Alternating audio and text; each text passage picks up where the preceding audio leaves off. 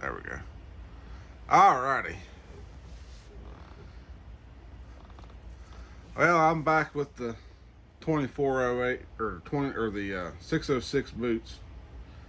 Shoot, I've got too many boot model numbers running through my head right now. Um, so I figured I would go ahead and condition these.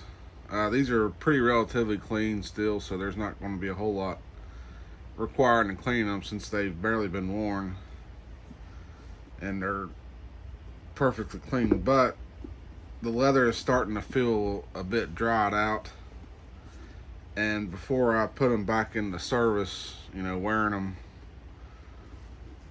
about as often as I can, we're going to give them some treatment here and see if we can prevent the leather from cracking apart over time. We just basically come through wintertime, and wintertime is probably the hardest time of the year for boots. That dry winter air just absolutely destroys boots if you don't keep up with the conditioning. It may not take one winter, but over the course of a few winters, you'll start to see a difference in the boot leather drying up on you. So, and it's hard to tell how long these have been setting. A little bit of an update. The guy Mitch that I bought these off of early this morning while I was at work. I mean early, probably around 2 o'clock in the morning, I think it was.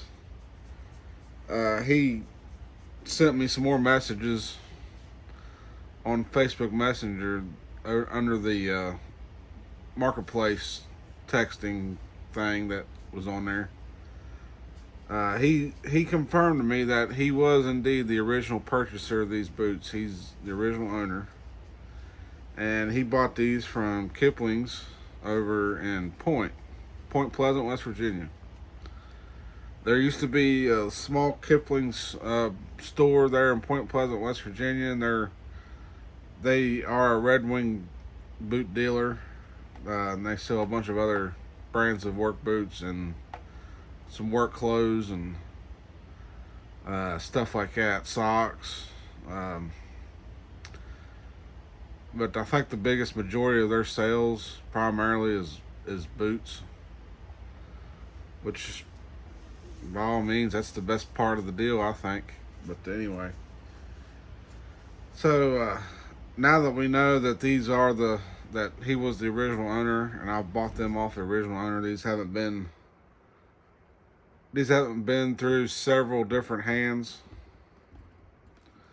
over the years since new. So I'm going to assume that they've been sitting around a while, not being worn. But basically, these boots here, they're still pretty clean. I mean, they haven't been, obviously they haven't been, tromped around in mud or cement up to the ankle or nothing like that, and then let dry. These have just not been worn hardly at all. I mean, you can see it's evident from the lack of creasing on the toe there. So let's go ahead and get the laces off of these. I just put these laces on, so go ahead and flip them around here so I can take the laces off the boots. That's step one of the cleaning process.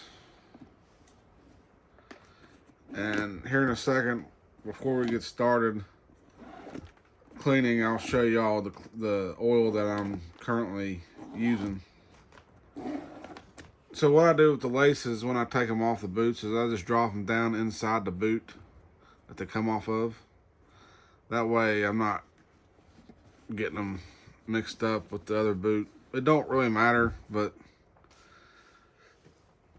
like I have this thing where I prefer to keep the laces with the the boot that they started on.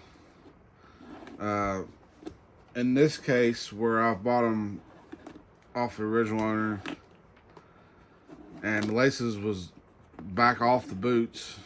I mean, they had been laced up before, and you can tell on the tongues where you can see the lace indentions on the tongue. They've been laced up before, but which set of laces that I have and on which boot the laces were on, by now that's pretty impossible information to obtain. He's pulled the laces off and probably just thrown them together with the other laces and then put them all down in one boot. So it'd be impossible to know exactly which boot each lace was on. So at that point, I just kind of start over. This is a fairly fresh pair of boots, wear-wise. So I just kind of start over, and I just pick a boot to put the laces on, and then from that point on, that lace will stay on that boot through the rest of its life. I know that doesn't really matter a whole lot, but to me, it's kind of like the push rods in a push rod operated engine. You kind of want to keep the push rods in the same positions, even when you take the engine apart to rebuild it. The push rods wear to the individual cam lobe of the engine very specifically. So if you put the push rods back in different holes when you put the engine back together, the push rods and the cam lobes are going to start wearing differently because of the difference in the wear patterns across each cam lobe and push rod. So I mean, that's kind of the same idea with me with the laces. I mean, I don't think the laces wear differently, but it's kind of one of those things that I guess it's like OCD. It kind of satisfies my brain with it. So with cleaning boots, since these are pretty much brand new still, and they've got like virtually no wear. Oh yeah, I forgot, we gotta go over the oil and stuff. I'm getting ahead of myself. Okay. So I've got Redwing brushes, boot brushes. This is the oil application brush that I've used. My big brush, I have no idea where it went. I was looking around for it before I started making the video, and it seems to be lost at the moment. Which I've been using this as the cleaning brush anyways, even though it was previously used for oil. But the oil on this brush is since dried, so there's no harm, no foul. It's not like it's going to hurt it anyway. It's oil, if there's any left on there. These are horsehair brushes, so they're really soft. They're not scratching the leather or nothing like that.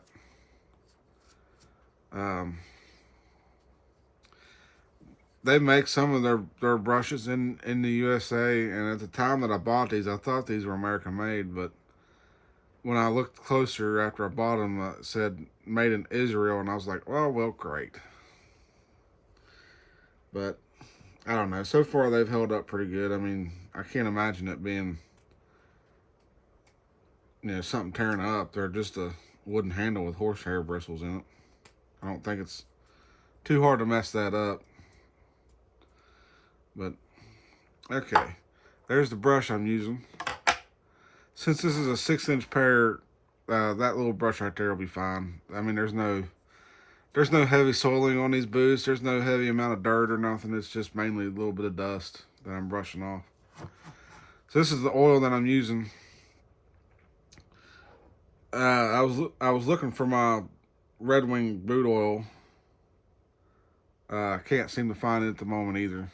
Between life and working all the time, stuff kind of gets misplaced, and lost with time. But I used to have everything up on my boot rack that I have all my other boots on, and for some reason some of it's kind of fallen off, and that's probably how it's gotten lost. So I had everything together at one time. It's not like I've just been laying it around places and losing it. But this is the oil. This has got pretty much the same stuff in it that Redwing boot oil has in it anyways. But I think this stuff is a little bit better. I think it's got a little bit more beeswax in it and a little more preserving oils. But basically all boot oil is some kind of preserving oil. Usually it's going to be a natural oil. And then you got beeswax and propolis. That's the ingredients in about all boot oils anyways. So this is the same, literally the same stuff. Just this is a bigger can than the Redwing boot oil. And this actually has a dauber applicator glued to the underside of the can, so that helps a lot with, you know, making it easier to apply the product. And this is Obanoffs. There'll probably be a lot of people that's familiar with Obanoffs.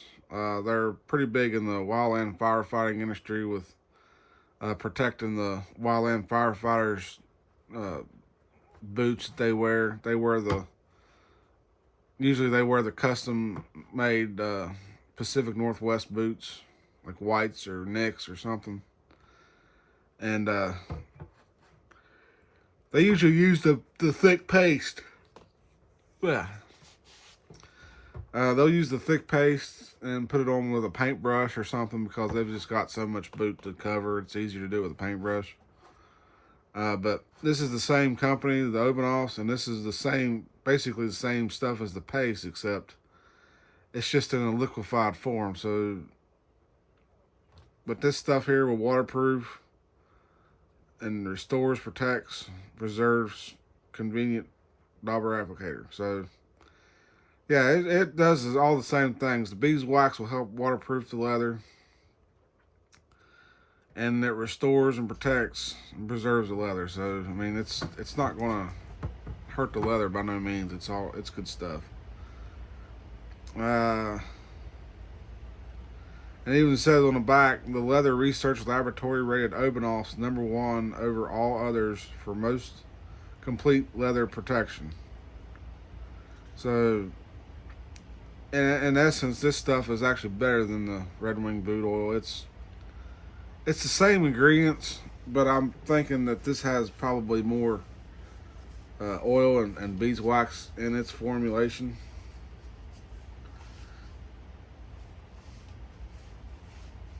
So, I mean, it's definitely going to do the trick. I mean, it's water protection, water penetration, cracking, scuffing, abrasion, mold, bacteria, mildews, caustic chemicals. It'll protect against all that stuff. I mean, this is probably the best stuff you can buy for putting on boots, literally. Once I discovered it, I was pretty well sold on it, and I've been putting it on all my boots and have yet to have any boots crack apart or anything. So it works, and it's made in Idaho, USA. So, you know, it is definitely a USA made product. It's good stuff. So I gotta shake it around. It's been setting just a little bit. It ain't been setting long, but you definitely gotta shake the product to stir it. All right, that's shaken up and stirred.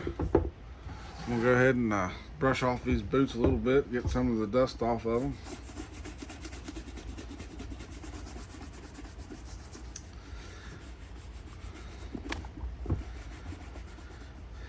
And yeah, this will take probably just a few seconds here per boot, just to brush the dust off. I mean, that's essentially all we're doing. There's not going to be nothing. One place that most people forget on boots to clean and condition is underneath the lacing panel where the eyelets and speed hooks are. Down in that corner crevice right there, there's a lot of dirt and debris that gets trapped right there. So you want to definitely make sure you brush that out. But since these are new and barely been worn, there's not a whole lot in that crevice right now. So just a quick little wipe is about all it takes for here. Let's see.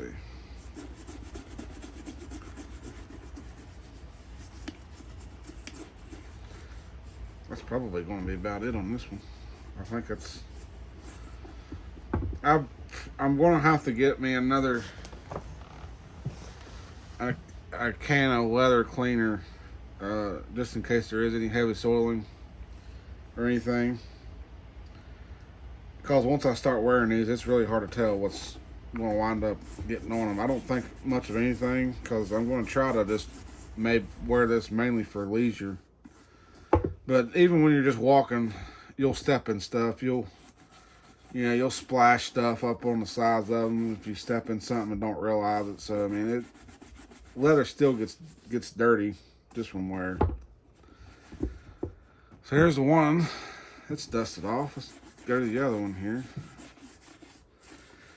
One thing I'll remind people that when you do get a scratch or some kind of a scuff on the boot, essentially what that does is it'll open up the pores of the leather more, so the leather will actually start drying out faster around where the scuff or the scratch is. So that's when it's pretty evident that you want to definitely start applying oil more, and that beeswax and the oils and stuff will start to fill in that crack and keep the leather from drying out in that spot. So I mean, because you only got one set of uppers on every pair of boots, and if you let the uppers fall apart, the rest of the boot can't be resold. I mean, at that point, they're actually literally building you a brand new pair of boots from scratch. So, and they're not going to do that. They're going to want you to at least maintain the uppers so that your eyelets and everything stay intact. They'll even pop the eyelets out and replace them, but you still got to have good leather for that to attach to. So we got that.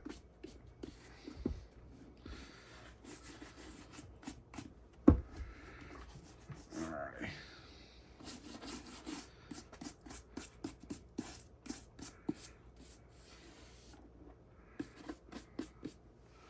Alrighty.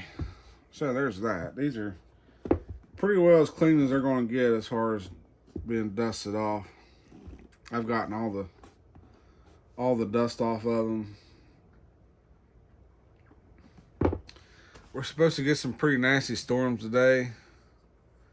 So if you hear rain in the background or possibly thunder, that's what that is. It's they's even calling for large hail and possibly isolated tornadoes, and I'm like, great. That's all we need. I was going to mow grass today too, but don't look like that's going to happen with this weather. Alrighty. So what I do is I will apply this oil and then let the oil dry, and then maybe I'll go back over it with the brush after it's dry just to kind of mop up some of the excess and spread it around. But all the oil that I apply, I want to stay on the boot.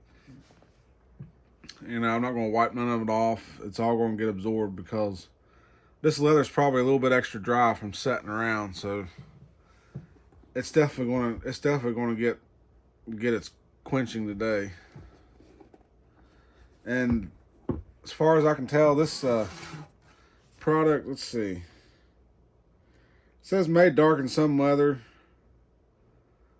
So these will probably get darker with this stuff, but I'm a fan of darker colored brown anyway, and I'd rather have a darker color than a dried out boot that's falling apart on me. So that's not a big huge deal for me. So let's go ahead and got it shook up here. Let's go ahead and get it open here. Oh yeah. And this stuff will mop up. The leather is going to mop up. The leather's going to mop up this oil pretty good. So there's not going to be any worries about a lot running off of it.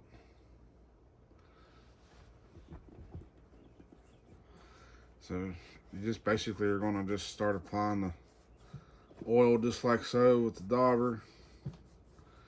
You kind of want to, what I do is I make sure I push oil down down where the welt meets up with the where the welt meets up with the leather, because down in that crack, that's where your leather is going to rot and fall apart first, from debris and stuff. And a lot of times the oil can't get down in there very good if you don't actually push it. So, and these are a very simply constructed boot, so this is an easy boot to oil maintain, especially for the height.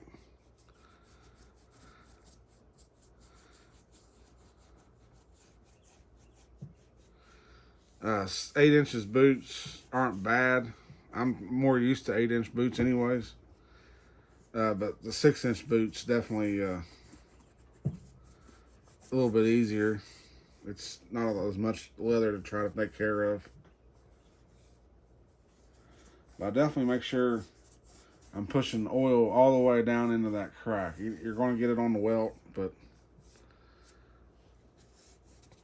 trust me, to save the leather from underneath too is going to be worth it. Plus, where this is beeswax and it waterproofs, you're going to help waterproof that seam anyways.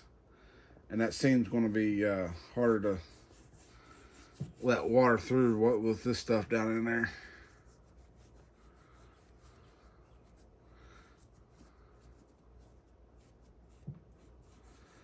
They say to only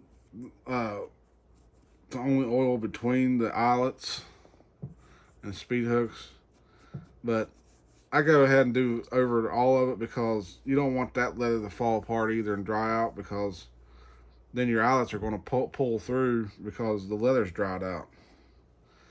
And I hit the edges. I don't know if it's coming up. Yeah, I get the edges.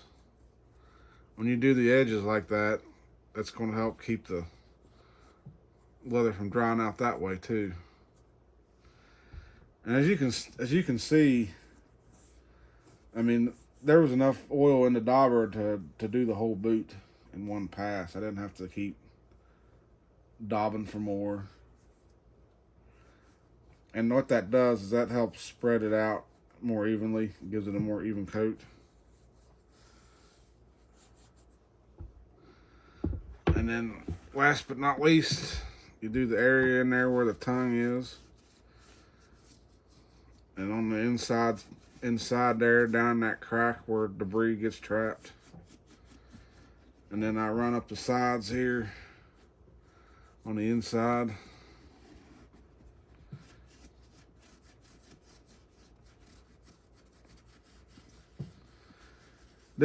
The leather on the tongue comes from the belly area of the cow, so it's really soft.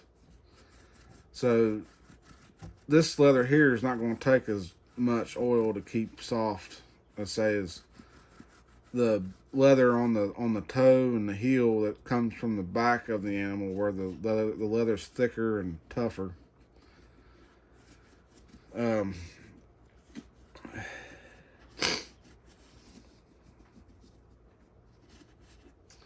So right there's one boot done.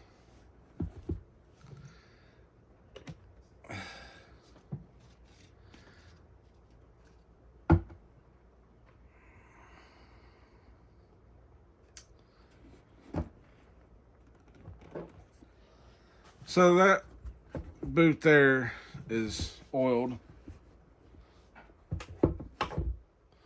There you can kind of see the difference there as and I don't think the color is going to be that big of a difference really. It looks a little bit darker right now, but once that dries, it's going to come right back to the normal color, I think, for the most part.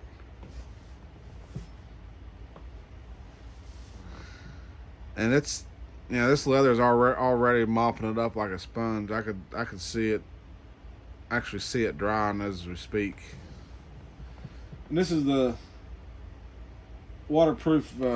It's called nubuck leather that Redwing uses on these. And this is like this is the same grade of leather that they use on the Heritage series boots. Your expensive Iron Rangers and stuff. And that's part of why these boots have the price point that they do, is just in the leather quality itself. It's premium, full grain, waterproof, oiled nubuck leather, and it's made at the SB Foot Tannery leather company right down the road that Redwing owns. So they can get this leather indispensably to make these boots. So it's just a mile down the road from the plant, so they can just wear it out. And so we're already getting some drying going on here with the oil. The leather, or the welt, will take the longest to dry just because it's not leather. It's like a synthetic, plastic type welt. So it'll take the longest to dry, but I kind of like that because it makes the boot look oiled longer, in a sense, if that makes sense. And so these right here, that beeswax and stuff, these are going to be so waterproof. Like if I walk across the yard with dew or something, I'll see the water droplets just pile up on there, but that's all they do is they beat up. The leather's not getting soaked with water. The water is beating up instead and rolling off. So that's what your goal is with this, is to make water beat up and roll off instead of getting soaked up in the leather and ruining your leather. Water doesn't really ruin the leather as like that bad. Like if it's a waterproof leather, it's already got waterproofing embedded in the leather, but water over time will rob the leather of oil, and then that's when it does its damages over time. It's not an immediate effect. You don't want your boots to be soaking in water repeatedly over and over and over. You want, if you get your boots wet while you're wearing them and walking around, that's one thing. They'll dry, and then you want to kind of, if you see yourself getting in the same water repeatedly, you're going to want to go ahead and apply your Obenaufs, and then kind of repeat the process as needed if you keep getting in the same water. But if it's like something like a water puddle that's there for like a day and then dries up and then it's not there and you're not getting wet repeatedly, then you don't really have to worry about it too awful much. Just stick to your normal about once a month conditioning. That's what I do. I do once a month. Pretty much as it's once a month as I'm wearing it. So like in the wintertime, unlined boots that I can't wear in the wintertime because my feet will freeze, I don't worry about conditioning as much because the boots aren't going outside in the wintertime. They're staying inside and they're staying in climate control conditions and stuff. But the humidity level still goes down in your house, so they still can dry out sitting in your house. But once wintertime is over with and the humidity starts going back up and the humidity in the house starts coming up, uh, I'll get the boots out and start conditioning them up again and rehydrating that leather. It's just, it don't, you know, it don't dry out enough just through the wintertime to completely destroy the boots. It's just a thing that I've gotten used to doing, and it seems to work. I mean, I've not had any problems. But this boot that I just oiled is already probably mostly dry. Yeah, you can kind of see where it's still got some shine to it, but it'll probably be fully dry in an hour at the very least.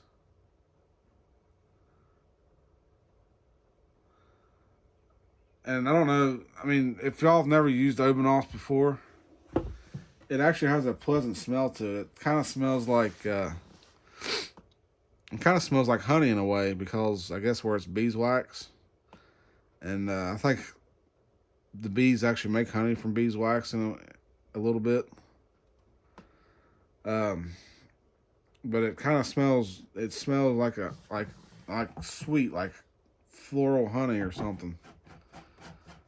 So I mean, it's got a pleasant smell to it. It's pretty nice when you're using it and you smell that kind of floral, sweet honey smell with it.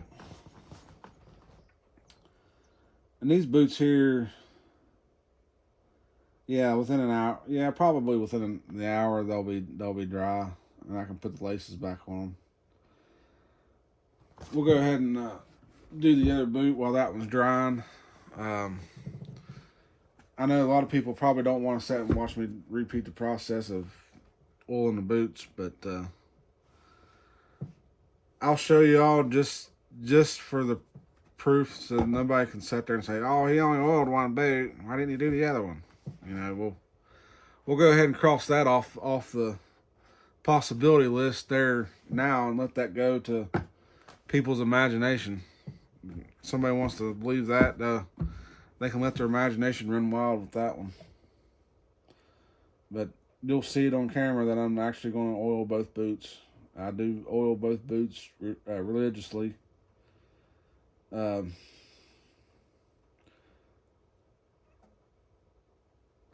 These boots are an investment. You want to protect your investment.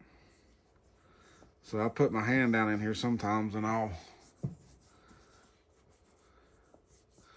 it's a little bit easier to just put your hand down in there and then just go to town.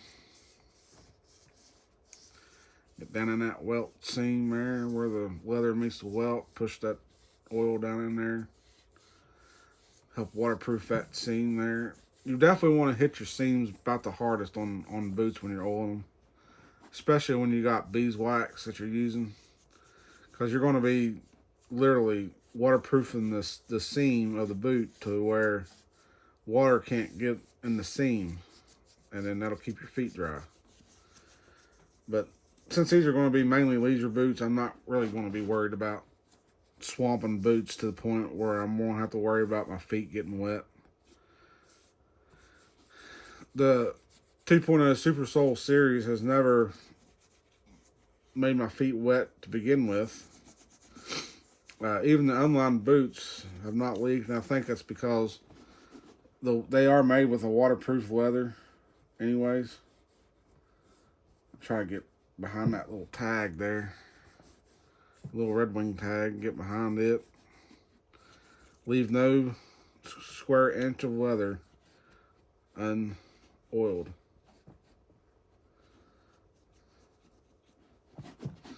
Man, I love this series of boot. I'm hoping Redwing never stops making it. This is just such a perfect, it's literally the perfect boot in a lot of ways. Get underneath that seam there.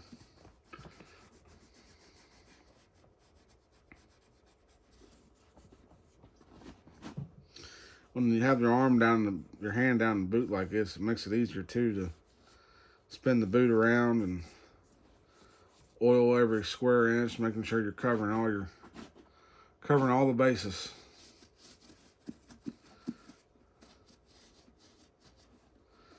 And then now we're at the final home stretch of oiling that tongue and down in the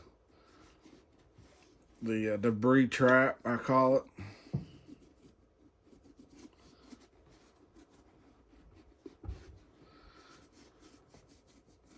Up the sides there with both sides of that hardware panel, the eyelets and speed hook panel. It's just part of the upper, but it's kind of like a panel, so I call it the hardware panel. It's where your boot's hardware attaches. You get that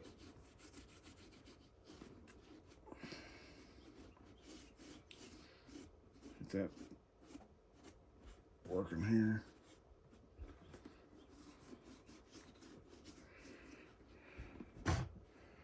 Oh, that could have been a disaster. I just about knocked my can open off. Over. Good thing I got another can.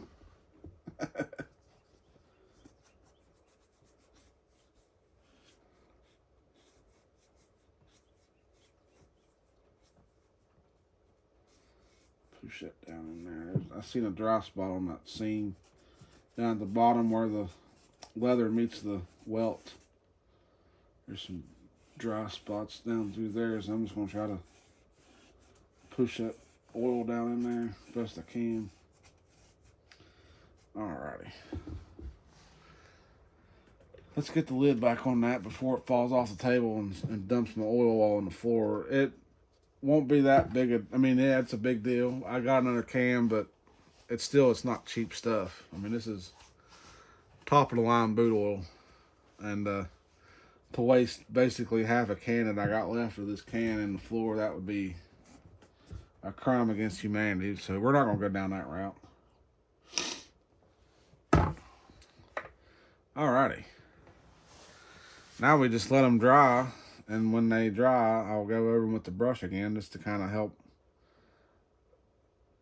spread any leftover residual oil around to maybe hit another dry spot to absorb it. That's about all you're really doing. Both boots are now oiled and conditioned. They were clean to start with, so there was no problems there with rubbing oil or rubbing dirt and debris into the leather. It's all been cleaned off. The dauber on that, for some reason, will leave up behind little residues of the dauber material. I think it's cotton or something, but yeah, every now and then you'll find little cotton hair fibers left on the boot where the dauber had come off the dauber and stuck to the oil. So that's something else that you can do when you brush these boots off, is you're brushing those little fibers off too, to just kind of get those off. I mean, those aren't a big deal. Those aren't going to cause the leather to dry out. It's just kind of annoying for them to be stuck there.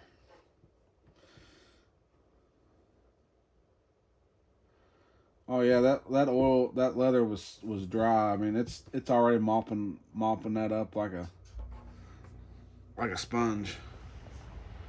But there's the second one. Now it says on the can allow 7 to 14 days for true color. I'm pretty sure that by that time these are going to be lightened back up to about the normal color that they was before. The Obanoffs, from what I know, from what I've experienced with the boots that I have, the Obanoff it doesn't seem to darken the leather that much at all. It's not going to take your brown leather and turn the leather black. This is it will darken the leather maybe 1% while it's on the leather and wet, and then once the oil is absorbed into the leather, the leather will probably turn back to the factory color. Pretty, pretty darn near. Obviously, as the oil is in the leather and remains in the leather, it's going to retain some of that darkness. But you're probably talking maybe a 0.5% of color difference. And then, of course, as the leather comes as the oil comes back out of the leather over time, their boots are going to lighten back up again, and then it's kind of like a color indicator. It's an indicator when it's time to rehydrate your boots, when your boots are turning back,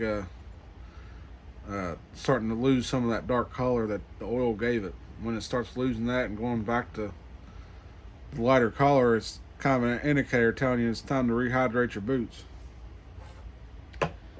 This is not a lengthy process. It's not really that time consuming, except for me, because I've got so many pairs of boots to keep hydrated and oiled. So what I'll do, like typically this time of year, once winter time's over and everything, I'll have a boot servicing evening where I'll go and I'll just rehydrate pair after pair after pair and try to keep up with it all. And it's impossible to keep up with it all.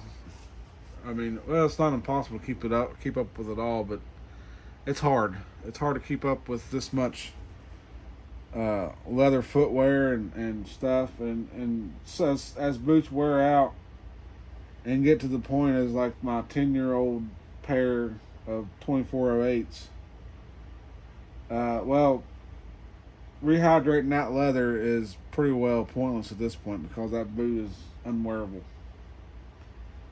But I did those boots the same way that I'm doing this pair. It was about a once a month thing that I would rehydrate them, and I think that's really what helped get 10 years out of them. And the job that I was doing at the end that kind of really done them in was I worked in the meat department, and so I was the guy that cleaned up the meat shop at the end of the day, and the boots were getting soaked daily from cleaning the meat shop. But they held up for a long time doing that. Like the waterproof leather actually held up for a long time, and I was getting water, I was getting cleaning solution on them and stuff. So they were kind of literally chemical and water resistant for a long time. I mean, eventually it got to it, but that's just the nature of the beast. I mean, it's eventually going to get to it, but if I'd have kept up with the oiling and stuff, they probably would have very, very likely lasted longer than 10 years. They were getting to the wear point that I was starting to see some sole separation going on and stuff. And I thought, well, it's kind of the end of their life, and I didn't really worry about oiling them as much once they started. The outsole started falling apart, and I shouldn't have been that way. I should have still kept it going, because the outsole shouldn't be your determining factor on letting your boots go, because they are resolable. These boots are resolable. The only problem with that around here is there's nobody left around here locally that does it. So to get my Redwings resold, I'm going to have to send them to Redwing, to their repair department. And the turnaround time on that is going to be who knows how long, because obviously when you send your boots in, you're going to be in line with who knows how many other pairs of boots, and you're just going to have to wait your turn in line. And when they get to them, they get to them. It might be 6 weeks, might be 6 months, might be 6 years. You can't never really tell. But if anybody's actually ever done the Redwing boot repair service, sent their pair in and had them redone, maybe chime in and see how long, let us know how long it took for your pair to go out there and come back. Um, maybe maybe instead of mailing them in there, maybe I drive a pair of them out there. I'd like to take a tour of the factory anyway. I think it'd be really, really fun to see where the boots are getting built now. Redwing does have two factories now. They've got the original factory on Main Street in Redwing, Minnesota, right there on the riverbank. But they also got another plant, and I'm trying to remember where it's at. It's in Redwing too. It's not like it's going to be going to a different state or a different city. It's in Redwing, but it's not right on the riverbank. I think it's a little bit farther, inland from the river. That they also are building boots. Now I don't know what model boots are built at what plant. I want to say like the 2.0 Super Soul series. I'm going to say is built at the original factory on the riverbank. Because of the Puritan triple stitch that the boots have. And I think that's a good indication of letting people know what boots are built where. Like, so boots that have the Puritan triple stitch or any kind of Puritan double stitch on the boots, it's either double or triple. They do both. But if it was sewn together by that Puritan stitch machine, it was built at the original plant, because the Puritan stitch machines are definitely in the original plant. And then you have model boots like the Burnside that I picked up. Those don't have Puritan triple stitching on them. And I'm thinking those boots were probably built at the second plant. That's going to be the plant that builds all your more modern styled hiker type boots. The ones that they do make, they're going to be done at the second plant, because the second plant I don't think has the Puritan stitch machines. I think the hiker style boots, they should be stitched together with the Puritan stitch machine, just because of the durability and wear resistance value of it. But the modern hiker style work boots, maybe, because of how they're designed, they probably can't do the Puritan stitch on them because of the radical shapes of the panels that they're stitching together on those boots. You've got so many corners and patterns to sew on. The Puritan may be more for straight line seams, like on the 2.0 Super Soul. You got the upper, the vamp seam, the main seam that's triple stitched. It's more or less in a straight line, and then at the end it'll curve down at the very end as it sews, starts sewing the heel on. And then you got the heel counter that they sew on to cover the actual heel. On the unlined boots, that's a double Puritan stitch, and then on the waterproof and insulated models, that panel is also a triple Puritan stitch. And I think they do that because of the extra material that's inside the boot that help hold all that together better. And where the unlined model, there's nothing there, but there's a heel counter down in there, and it's unlined leather, so they don't have to worry about too much coming apart there, so they just double stitch that. I wish they triple stitched it, but even at double stitching, I've never had that seam fail, so it's not been a drastic problem.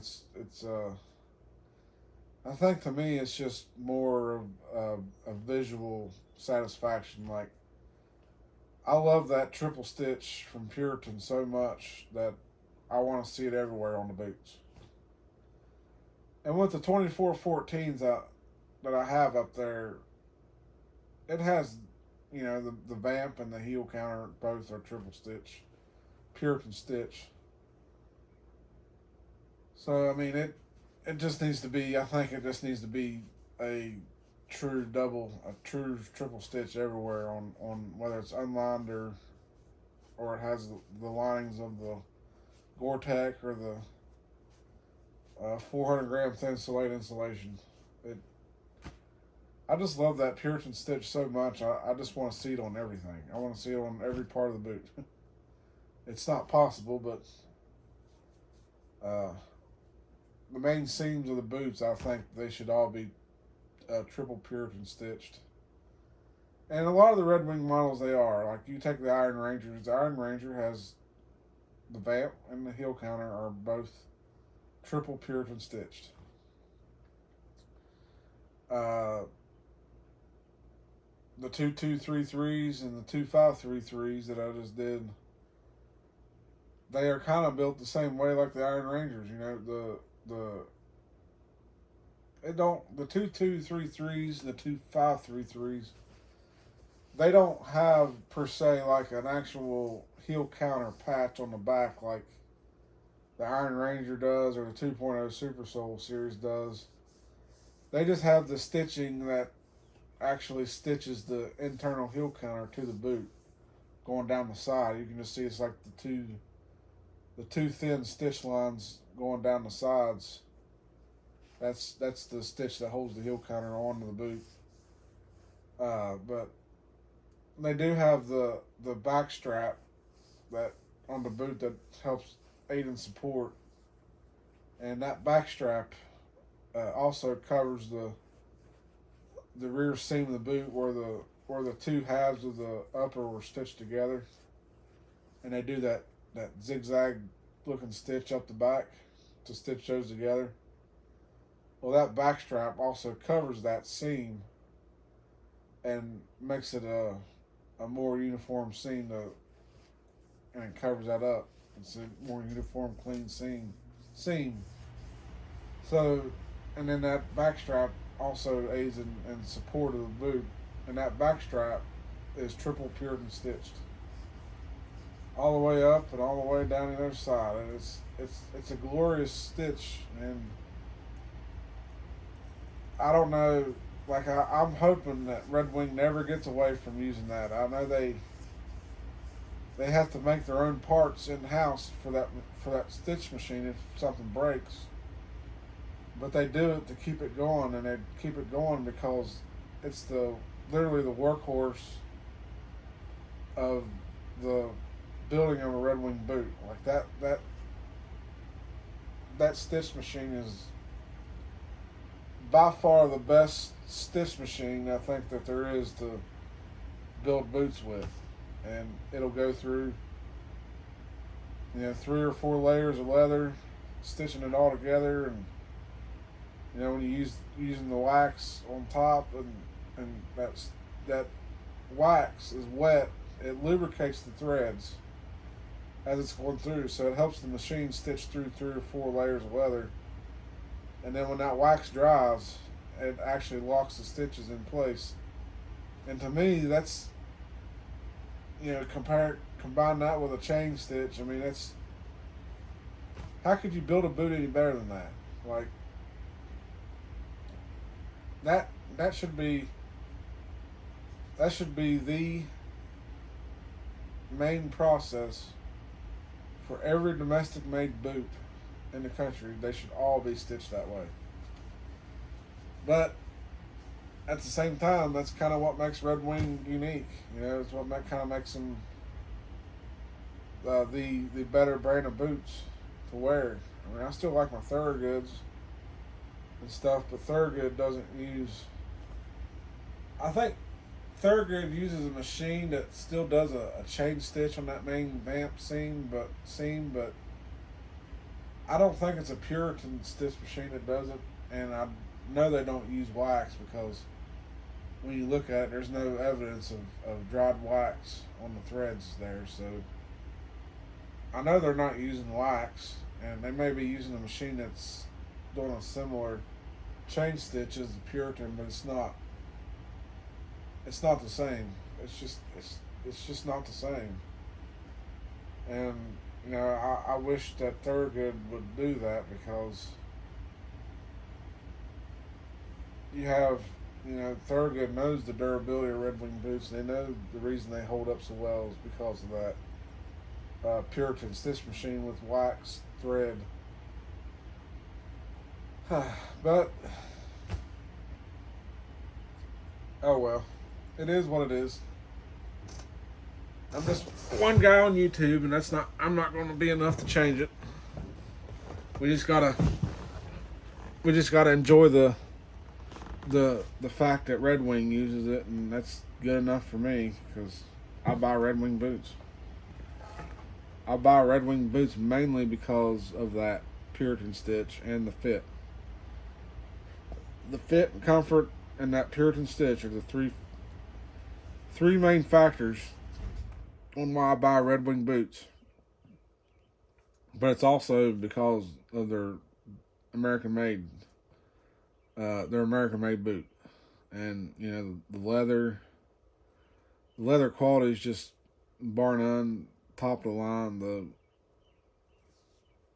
The stitching that goes into it, just everything. And here's something that a lot of other boot companies can't really say is Redwing has multiple generations of the same family members working in the plant.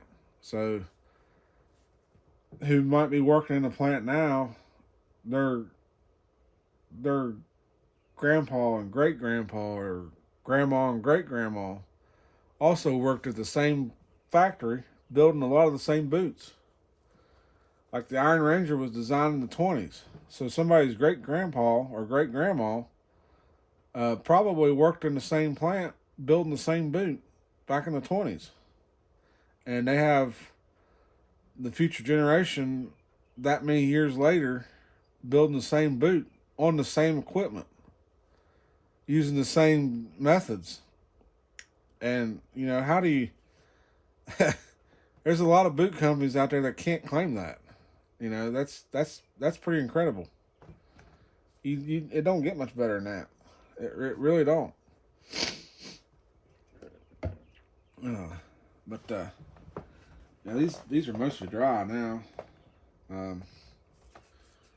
There's a little bit of splotching of oil here and there on the top, but I don't think it's gonna. I'm gonna let those oil splotches dry the rest of the way. I'm just taking the brush now and going over the dry spots just to kind of brush some of those fibers that come off the dauber off of the boots. Oh.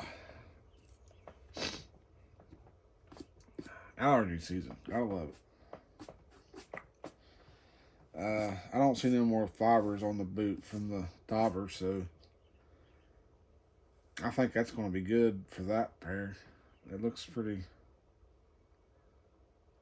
clean. There's a little one there brushed off.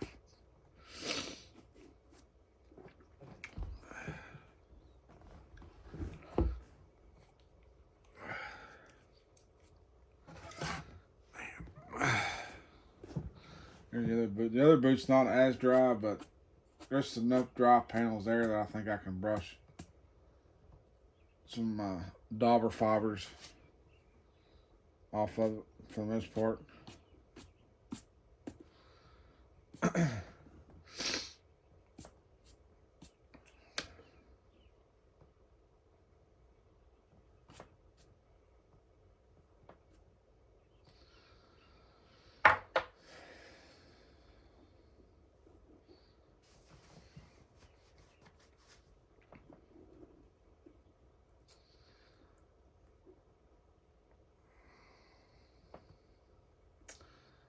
I don't see any more dauber fibers on this boot here either. It looks, well, there's some right there on the,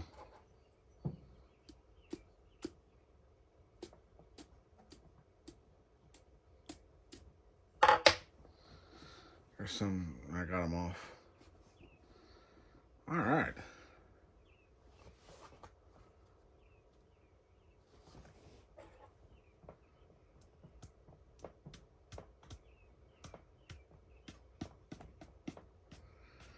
Just thinking dauber fibers. It's like when you think you got them all and you keep looking around and you find more.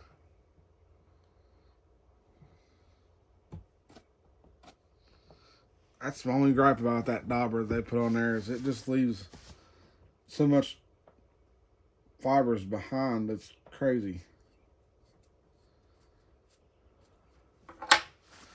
All right. Well, that's going to be done. I think now I think we're to the point where we can put the laces on the first boot that I did, because it's mostly dry. So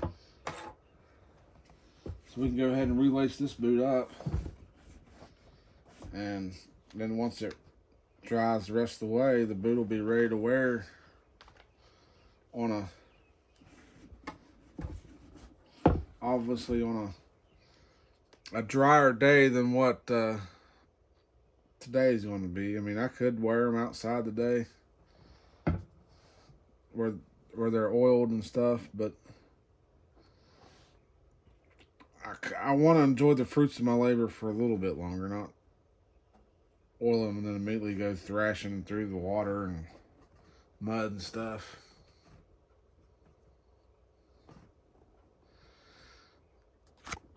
Alrighty.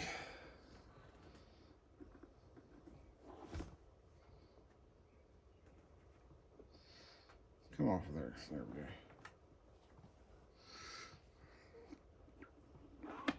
Of course, this being just a 6-inch tall boot,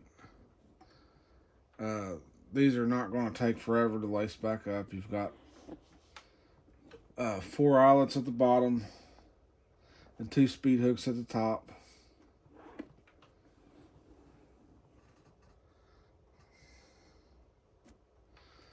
And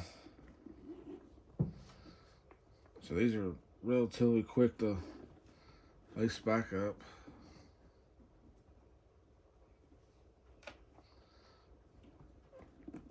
I probably won't be able to get the laces to stay on the speed hooks that well, but we can still at least put them on there. So what I can do is I can kind of just tie the boots.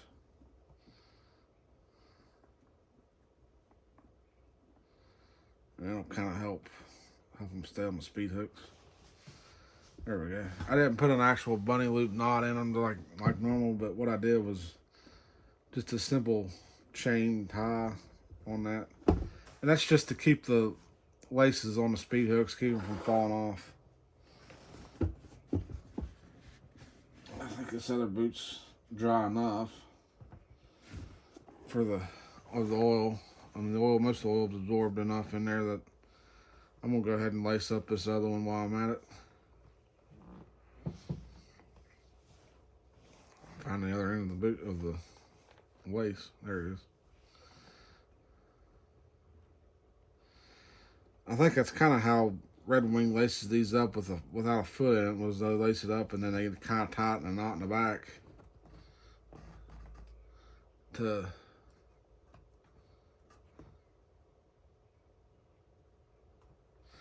keep it on there. The knot stays in the back behind the tongue or something to stay out of the camera's shot. So when they take pictures of them for the website, yeah, they're how they want it.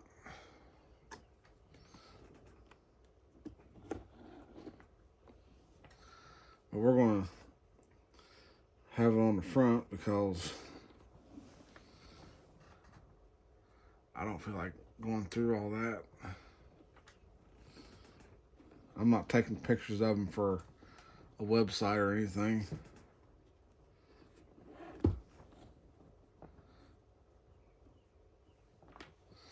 So for anybody that's not aware, when I lace my boots up, I always do right over left because I'm right-hand dominant. And that's just the way my brain works, so my brain's not satisfied unless they are laced up right over left. And that one there, I just laced up.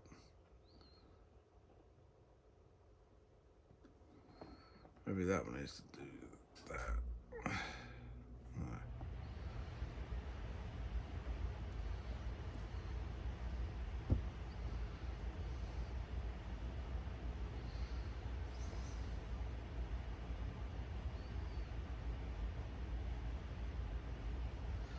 Why the hell?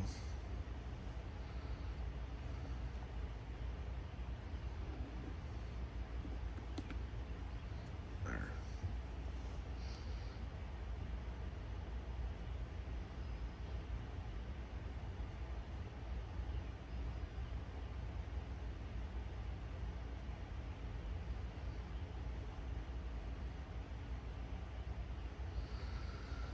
I may have laced them up backwards, I don't know. Just for shits and giggles, let's experiment with that knot behind the tongue to see if maybe that was how they kind of do it. I mean, it ain't really like the knot behind the tongue, but it's kind of impossible. But they do throw the. Maybe they do it at an angle to where the knot's not visible. I don't know. Photographers. That's a deal for, that's a photographer's trick, I guess. Whatever they're doing it, however they're doing it. All right. Let's get this stuff down so that these boots are kind of set.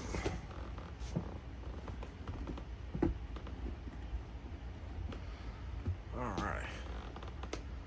Well, I don't know how well that's coming up on the camera, but there they are in their newfound glory. They have been cleaned, they have been conditioned, and they are now waterproofed with the Obenos. They're good to go for at least a month, especially in the summertime. It's humid, so your leather's not going to dry out as fast, but the dust and dirt and stuff will get on them, and you still need to clean them and keep them conditioned in the summertime. It's hot. The heat will essentially like bake the oil out of the leather over time in the summer, so you still got to reapply it. Just like in the wintertime when the dry, low humidity air will suck the oil out of the leather over time. You gotta keep it going. Leather it's a product of a cow, or a bull in this case. The Redwing uses steer hides. They don't use cow, they use steer. But it's still, the leather is no longer a part of the animal, so the animal's natural hydration system doesn't take care of its own skin anymore, since it's now leather and it's part of it's like a dead animal product.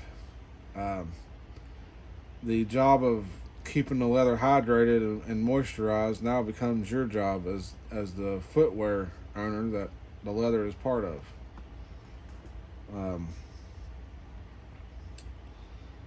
So that's where that's kind of plays to the effect of why we need to oil boots. It's literally because, so if you don't, the natural rotting and decay process of what happens when animals and people die, of course, everything rots away to nothing. And that's essentially what would happen to these boots if you don't oil them, is they literally decay and rot down to nothing. And that's why kind of why boots fall apart in the first place is lack of oiling and lack of care and keeping them clean, and they just rot and fall apart faster. It's a natural process.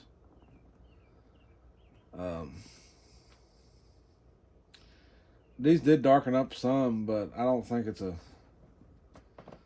not going to be a huge deal. Like I said, I like a darker color on them. It just tells me they're hydrated, and tells me that they're good to go. They're not going to fall apart anytime soon. I got to see what the weather's going to be like today to see if I'm going to be able to mow grass. It did just rain a while ago, so I'm doubtful I'm going to get to mow grass today. Oh, we're getting out on this video. Oh, this video is over an hour. Okay. Well, I know this video is going to be long, and it's probably going to be hard for a lot of people to watch an over an hour-long video, but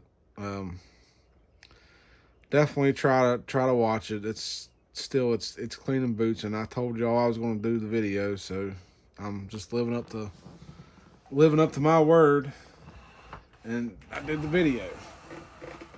So that's where I'm going to leave it off here. Since this video is over an hour long, grab you something to eat. You know, sit back and relax and just watch a boot nerd at work. But alrighty, we'll see y'all the next one. Later.